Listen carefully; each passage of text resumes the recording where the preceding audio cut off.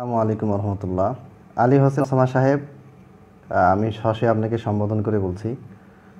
আপনি প্রথম যে দলিলটা দিয়েছেন, আপনার 25 মিনিট 15 সেকেন্ড পর্যন্ত যতগুলি কথাবার্তা বলেছেন, আপনি যে দলিলটা দিয়েছেন মুসান্নাফ ইবনে আবি শাইবা থেকে, সেই হাদিসটা হচ্ছে হাদ্দাসানা ওয়াকিউন আন মালিক ইবনি আনাসিন আন ইয়াহইয়া ইবনি সাঈদিন আন্না উমর ইবনুল খাত্তাবি আমারা রাজুলান ইউসাল্লি বিহিম 20 রাকাতান। আচ্ছা, আপনি এখানে একটা চরম ভুল করেছেন। আপনি বলছেন যে ইয়াহইয়া বিন সাঈদ আল কাত্তান। ইয়াহইয়া বিন সাঈদ আল কাত্তান জীবনেও এই সনদে নেই। এটা আপনি পুরো ওলামায়ে দেওবন্দিও দেখাতে পারবেন না যে এই সনদে ইয়াহইয়া বিন সাঈদ হচ্ছেন ইয়াহইয়া বিন সাঈদ আল কাত্তান। এটা ভুল কথা, টোটালি ভুল কথা। আপনি শুরুতেই একেবারে একটা মারাত্মক গ্রোস মিস্টেক করে ফেললেন। এরপরে এটা মুনকাতে বর্ণনা, এই ব্যাপারে ইমাম আলী ইবনুল মাদিনী তিনি বলেছেন লা আ'লামুহু সামিআ মিন সাহাবিয়্যিন গায়রা আনাস রাদিয়াল্লাহু ব্যতীত ইয়াহইয়া বিন সাঈদ অন্য কোনো সাহাবী থেকে শুনেছেন এমনটা আমি জানি না। তাহজিব, তারপরে আরও আলী ইবনুল মাদিনীর কিতাবুল ইলালে আছে।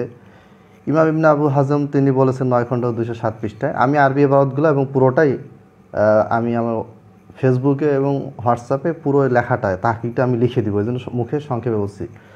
তিনি বলতেছেন যে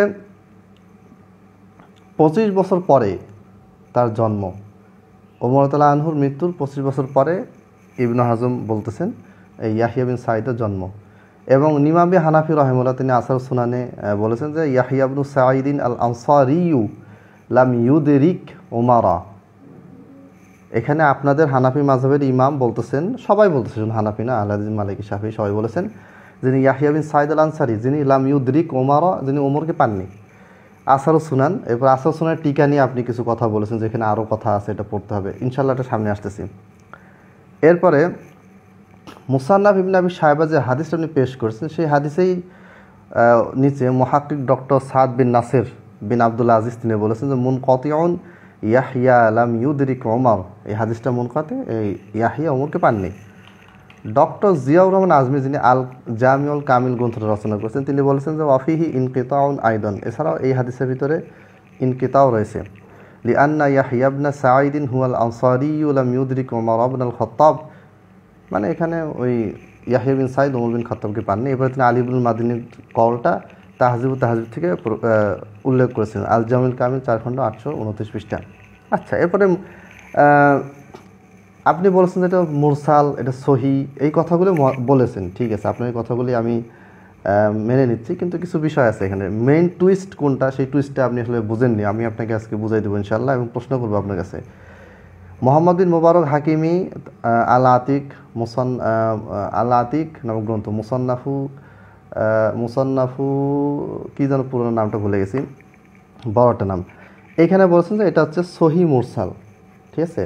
সহি মুরসাল আমি একটু পর কথা বলতেছি। এবার ইমাম ইবনু মুলাক্কিনের লেখা আর তাওদীহুল লিশরহিল জামি সহিহ, এই গ্রন্থের মুহাক্কিক টিকাতে তারা খালিদ রাবাত ও জুমা ফাতহি তারা বলেছেন যে ফাহাজাল আসারু মুনকাতিউন লা ইয়াসলুহু লিল ইহতিজাজ ওয়া মা হাযা হুয়া মুখালিফুন লিমা সাবাতা বিসানাদিন সহিহিন আন উমারা।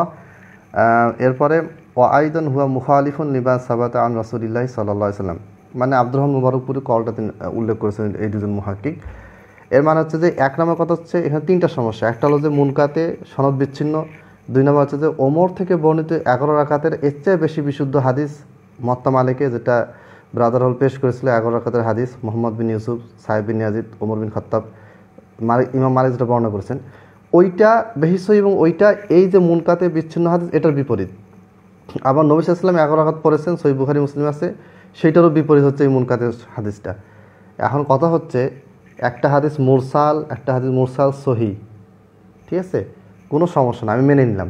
তা আপনি আমাকে বলেন, শাস্ত্রীয় আলোচনা থেকে আপনি আমাকে দেখান যে পৃথিবীতে কোনো গ্রহণযোগ্য ইমাম কি বলেছেন যে মুরসাল সহি আসাহুল আসানি, দেখো সর্বোচ্চ পর্যায়ে সহি সনদ মুত্তাসিল সনদের বিপক্ষে গেলে মুত্তাসিল সনদটা বাতিল হবে, সবচেয়ে বিশুদ্ধতম সনদ এবং মুত্তাসিল সনদটা বাতিল হবে, আর এই ইনকিতাওয়ালা এই মুরসাল রেওয়ায়তটা কি হবে, সহি হবে।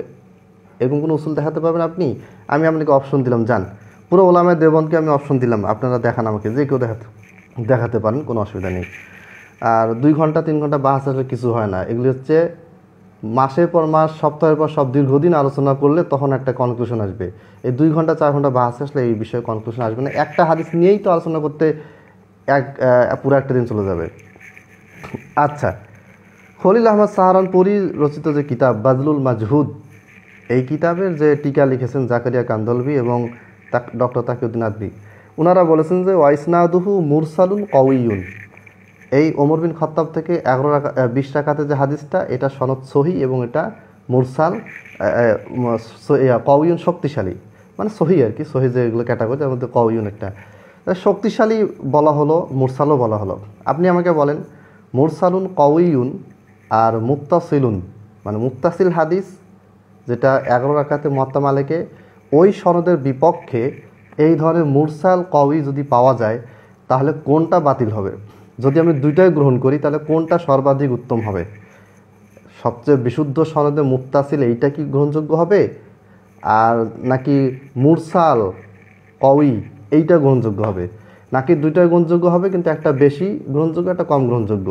কম গ্রহণযোগ্য কোনটা হবে, বেশি গ্রহণযোগ্য কোনটা হবে? আপনি আপনার মতো করে ঠান্ডা মাথায় চিন্তা ভাবনা করে শাস্ত্রীয় আলোচনা, আপনি আরও সামনে আলোচনা করেছেন, আমি ওগুলো যাবো 25 মিনিট 15 সেকেন্ড পর্যন্ত এখন আলোচনার থেকে কথা বলতেছি। আপনি শাস্ত্রীয় আলোচনা থেকে দেখাবেন যে এখানে কোনটা অধিক উত্তম। জান এখানে কোনটা বাতিল, কোনটা রাজেহ, কোনটা মারজুহ, কোনটা বাতিল, কোনটা কি, এটাও না, জাস্ট বেশি ভালো কম ভালো, আপনারটা খুব ভালো নাকি আমারটা খুব ভালো। আমি এখানে বাতিল হওয়া এর দিকেও যাচ্ছি না, আপনি জাস্ট দেখাবেন যে না এখানে মুত্তাসিলের চাইতে মুরসাল কওয়ি বা মুরসাল সহি বেশি উত্তম, বেশি ভালো, জাস্ট এইটুকু দেখাবেন। এরপরে আব্দুর রহমান মোবারকুর রহমানুল্লাহর বক্তব্যটা তো আছেই, তোহফাতুল্লাহ হাফিজতে আমি এটা লিখেছি। জুবাইলি জাই জৈব বলেছেন, আলবানি জৈব বলেছেন, আমি ওগুলো রেফারেন্স দেইনি। জুবাইলি জাই বই যেহেতু আমি অনুবাদ করেছি তাই ওইটা রেফারেন্স দিচ্ছি না। আলবানি তার বইতে মুনকাতে বলেছেন, আলোচনা করেছেন, সেটাও রেফারেন্স দিচ্ছি না। ওবায়দুল্লাহ মোবারকপুরি তিনি মিরাতুল মাফাতি গ্রন্থে একই কথাই বলেছেন, আরও একাধিক মুহাক্কিক এটাকে মুনকাতে বলেছেন। এখন আপনার কাছে আমার প্রথম প্রশ্ন,